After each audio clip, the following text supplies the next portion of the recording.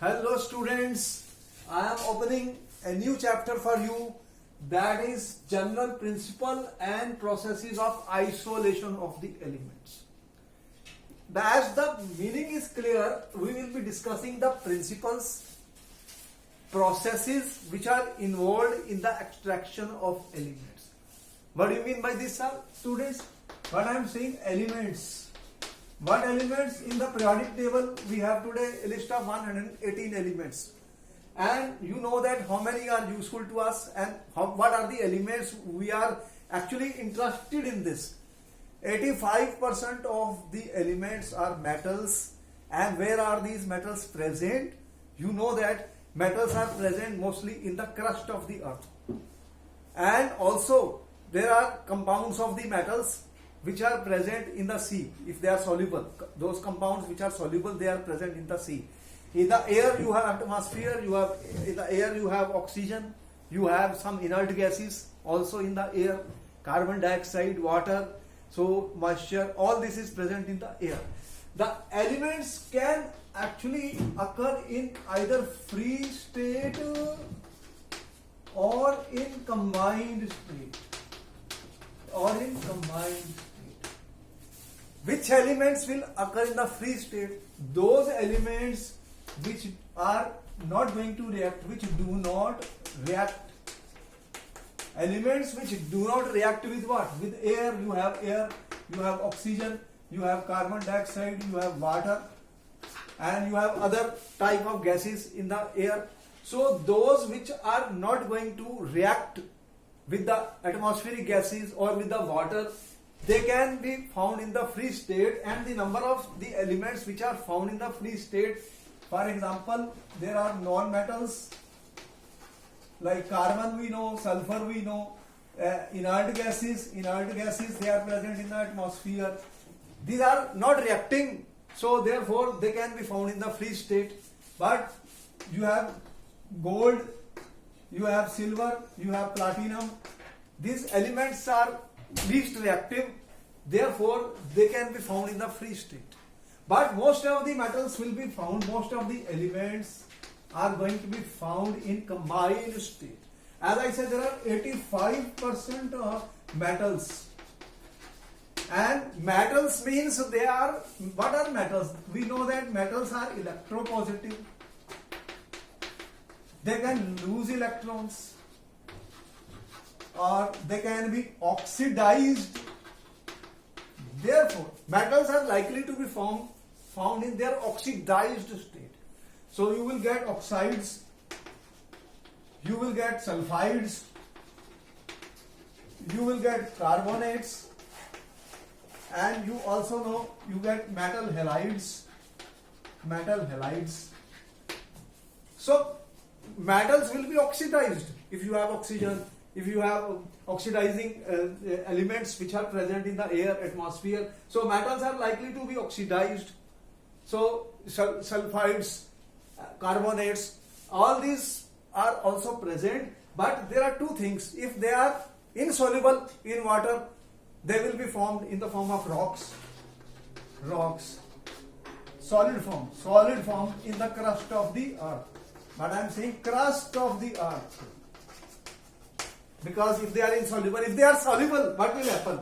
If they are soluble, like halides are soluble.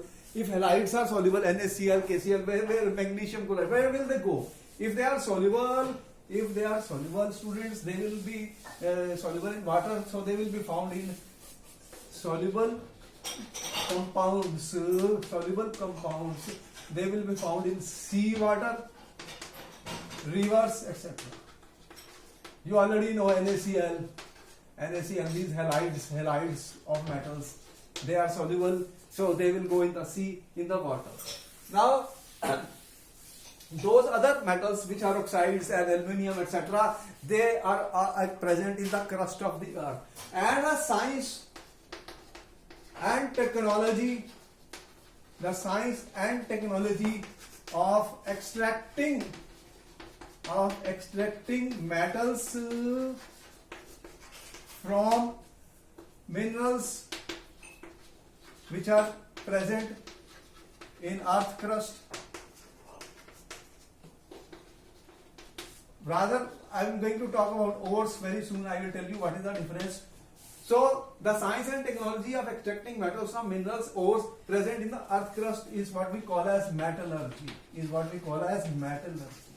So in this we are going to discuss what are the basic principles involved in extraction of metals, because metals are very useful to us, and therefore 85% of these are metals. We are mostly going to talk of metals in this chapter. We have already said carbon, sulfur, phosphorus, oxygen is there, inert gases are there. They are nothing but non-metallic elements, and non-metallic elements which will combine. Non-metals are those which are electronegative. They can gain electrons. So mostly you know that X, when I write F minus, Cl minus, Br minus, they are found in the reduced form. They will be found in the reduced form. And metals are occurring in oxidized form, because metals are losing electrons. So here are certain terms which are important, which I will be discussing in the first part of this. First of all, we should know what is a mineral. Few definitions are there in this topic. Minerals are nothing but naturally occurring chemical substances in which the elements are present. These are nothing but rocks, mostly rocks, and as we see that there are large type of rocks in which you have elements in the form of compounds or even in their free or native state, and the mineral, it may not be profitable to extract metals from minerals because it depends on what is the percentage of the metal which is present in the mineral. Therefore we talk of ores. Ores are nothing but minerals from which metals can be extracted.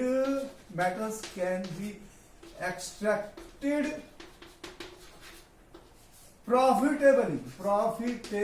That's the point, that we want metals which are present in the minerals, but not all the minerals are having a large amount of the metals, or there are impurities which are present. So we are interested only in ores, those which have large amount of the metals and from which metals can be extracted by the metallurgical processes which will we be discussing profitably. We want that it should be economical and viable, and there should be methods available, physical as well as chemical, in order to extract metals from the naturally occurring rocks which we get in the earth crust. So mineral ores. Third, we are talking of gangue. What is gangue? There are unwanted materials or impurities. There is a lot of there can be clay, or there is a lot of dust and all that, and other unwanted elements may be present. So these are called gangue, or impurities which we do not want, which we want to be removed from these ores before we start extracting metals from them. So we have, and here you students, in our country also, you know that among the metals which we are saying, aluminium is the most abundant metal. I am saying.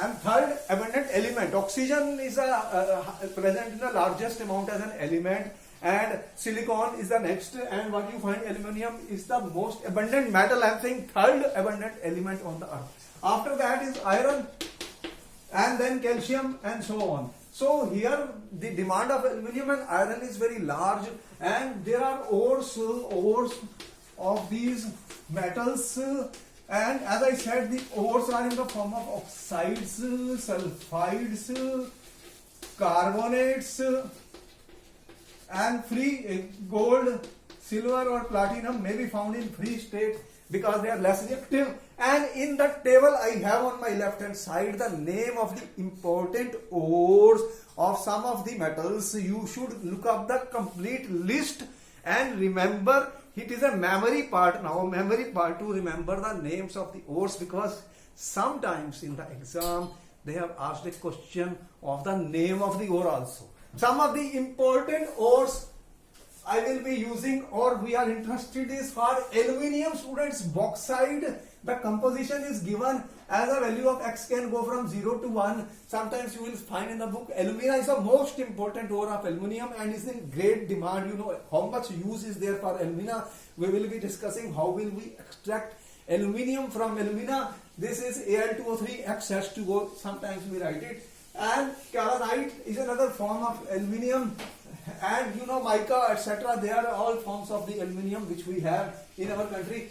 For iron, you see, chief ores are oxide, hematite, magnetite, siderite, and iron pyrite is also being used. It has sulfur. You know, when we will extract metals from this, sulfur will be oxidized to sulfur dioxide. So we have to be careful what method we are using and how.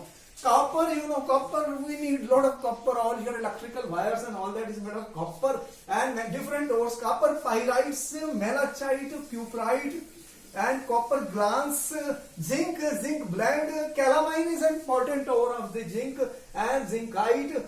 You will see that we will be discussing about roasting, calcination, so many things in this chapter. Mercury, cinnabar, mercury is the only metal which is liquid and you see cinnabar and galena for lead, pyrolusite for manganese and cassiterite for tin, which is also called tin stone. So students, you have a list in the books which I am saying here is a memory part. Just go and learn the name of the ores. Sometimes they are asked in exam. That's why I have given a table and a list of these. Therefore, these are also important that we should remember the names of the ores. Students, the first important thing is that you have ores. I said they are in the form of rocks. And first thing we need to do is crushing and grinding. We cannot use rocks now, we have to crush and grind them and get them in the powdered form. I'm saying. So this is important that we try to crush and grind. There are grinders, crushers which will just crush the rocks and put them in the powdered form. The second important thing is called the concentration of the ores. Concentration of ores. What is the meaning of concentration of ore, students? Here concentration means there are impurities. There is a gangu. We have to remove the gangu before we start extracting metals. Removal of gangu or removal of impurities, removal of unwanted material from the ores. It is very important that the material which is unwanted must be removed. This is called concentration. There are physical as well as chemical methods which are available for the concentration of the ores. What I am saying, there are physical as well as chemical methods for the concentration of the ores.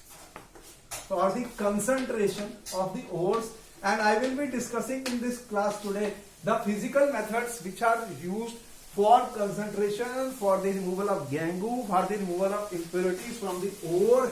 The first method which has been used is hydraulic washing. As the word is clear, we are going to learn principles mainly. Our job is to learn principles. Don't go into extreme details for our exam. That is not required. So, what is the meaning of hydraulic washing? What is the meaning of hydraulic? Means some pressure is there. What is the pressure? Pressure of water. The pressure of water will be applied to the ores and this will be useful when the principle will be if there is a difference in the densities, what I am saying, densities, or what we call as a specific gravity of ores and impurities. I hope you got the meaning of this, students. There are certain ores like gold, silver, or Fe2O3. These are the ores, students, or tin stone, SnO2. These are heavier. The ore is heavier than impurities. And what will happen? When I will pass a stream of water, what will happen? The impurities will be carried away. And what will remain behind? Will be the ore particles. The ore will remain and all the impurities will be washed away by the pressure. Hydraulic means the pressure of the water. That's the principle, and I'm not going into the exact machinery and methods. All we know is the principles, and it is for the industries to set up the apparatus and do it. Second method I am talking is magnetic separation. The name itself is clear. Here there is a difference in magnetic properties of ore and the gangu or the impurities. Supposing the ore is attracted by the magnet, then and impurities or gangu, non-magnetic. Then what can we do? That if you have a rotating belt type of situation, here I am putting my ore, which has both magnetic and non-magnetic. This is a magnetic belt, students, which is rotating. And what will be the result of that? That I will have, here I have two things. The magnetic part will come on this side, and this is the non-magnetic part.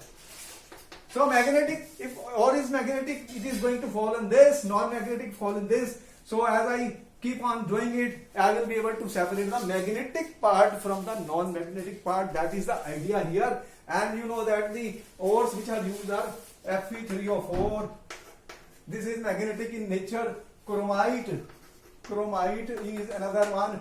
The formula of which is FeO, Cr2O3, pyrolusite. These are magnetic and can be separated from the non-magnetic, and sometimes it is possible that the impurities are magnetic. There could be impurities which are magnetic, and your ore is non-magnetic, For example, SNO2 is non-magnetic, and it has got something like what we are calling as FeWO4, MnWO4. These are called the tungstates of iron and tungstates of manganese. They are magnetic. So it depends what is magnetic and what is non-magnetic. Therefore, the basic principle is the separation on the basis in difference in their magnetic properties, and the name of the ores also I have given you, which can be asked in exams. The third and the most important I am talking of is the froth flotation. Again, I will be interested in the principle of this. The principle is based on difference in wetting properties of ore particles and gangu, and this has been mostly used for sulfide ores. I'm saying ZnS, PbS, CuFeS2. What is interesting is that the sulfides are having more affinity for pine oil. I'm saying pine oil, or they are called xanthates, ethyl xanthates. So, and the gangu has more wettability or affinity for water. So what will be the result of these students? What will be the result of this? The principle is based on that the sulfur which is present, sulfur does not like water. Sulfides are not wetted by H2O, but they are wetted by pine oil, or I'm saying ethyl xanthates, and these are called collectors. What we are saying, the sulfur is having a larger size, is hydrophobic in nature. He is not going to be loved by the water, therefore it will get absorbed on pine oil or ethyl xanthates like ZNS, PBS. These sulfides are going to be wetted by the pine oil. And what will we do if I consider something like this, students? Here are my ore particles. Here I have a rotator. I am putting a rotator or a vibrator, and here I am going to pass students air will be bubbled. I am saying this is a small diagram which I am giving. So is a paddle which will rotate. So you have ore plus pine oil, you have added in this. So pine oil is called the collector. As you will blow air, what will happen, students? And rotate it, paddle it.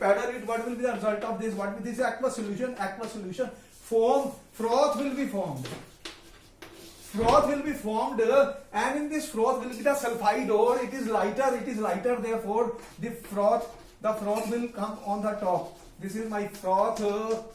What I am saying, froth is going to float and can be skimmed off.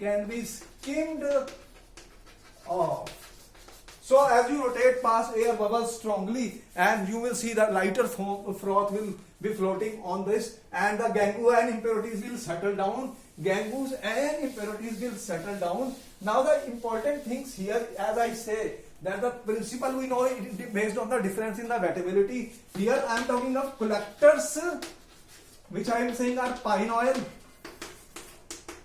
or your ethyl xanthates. They wet the sulfide ores. Froth formed, and when you blow air, paddle it, the froth will come on the top, can be skimmed off. And you also need, these are collectors which I have said, and beside collectors you also need the froth stabilizers. What will they do? They will stabilize the froth, otherwise the froth can decompose back. So for this they add cresols. Cresols are added to stabilize the froth. These are called cresols or aniline. So they